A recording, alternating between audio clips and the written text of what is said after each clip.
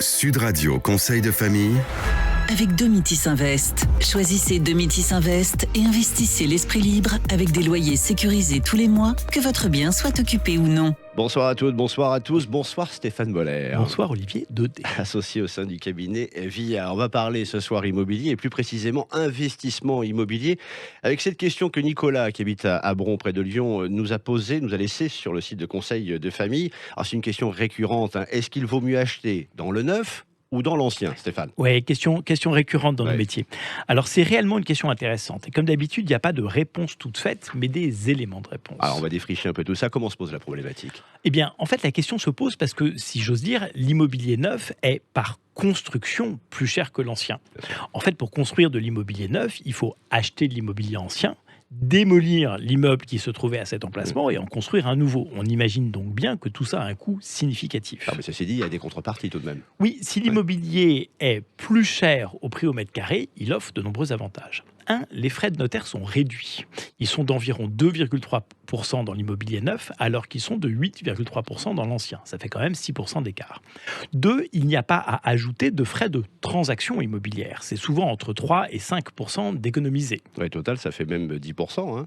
Si on ajoute les frais de notaire et les frais de transaction, bien absolument. Sûr. Et à cela s'ajoute que si le logement est acheté en vue d'être mis en location, il est probablement éligible à la loi Pinel et l'acquéreur peut donc bénéficier d'une réduction d'impôt qui est très substantielle. Oui, 18% sur 9 ans, hein, c'est ce que vous aviez dit. Exactement. Ouais. Donc même si le loyer est modéré, associé aux avantages précédents, c'est tout de même rentable.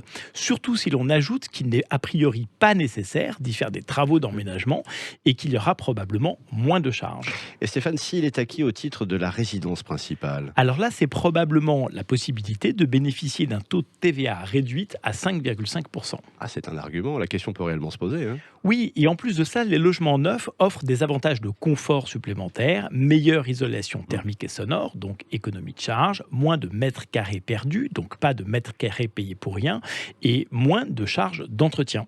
Le neuf est en définitive mieux que l'ancien, si je vous écoute. L'intérêt n'est pas le même. Les appartements anciens sont souvent dits plus patrimoniaux. Les appartements dans le neuf doivent souvent être plus rentables. Vous vous souvenez de cette chronique au cours de laquelle nous avions comparé les rendements bruts et les rendements nets fiscaux? Oui, tout à fait. Vous êtes en train de nous dire en somme, Stéphane, que même s'ils sont plus chers, les appartements neufs peuvent être plus rentables si on prend en compte l'ensemble justement de tous ces paramètres. Alors ce que je dis, c'est que cela s'étudie sérieusement en tout cas. Merci Stéphane, merci à vous Nicolas pour cette très bonne question. Cette chronique, vous la retrouvez comme toutes les autres en podcast sudradio.fr. Nous on se retrouve demain, toujours ici. À demain Olivier. À demain. C'était Sud Radio Conseil de famille. Avec Domitis Invest. Choisissez Domitis Invest et investissez l'esprit libre avec des loyers sécurisés tous les mois, que votre bien soit occupé ou non.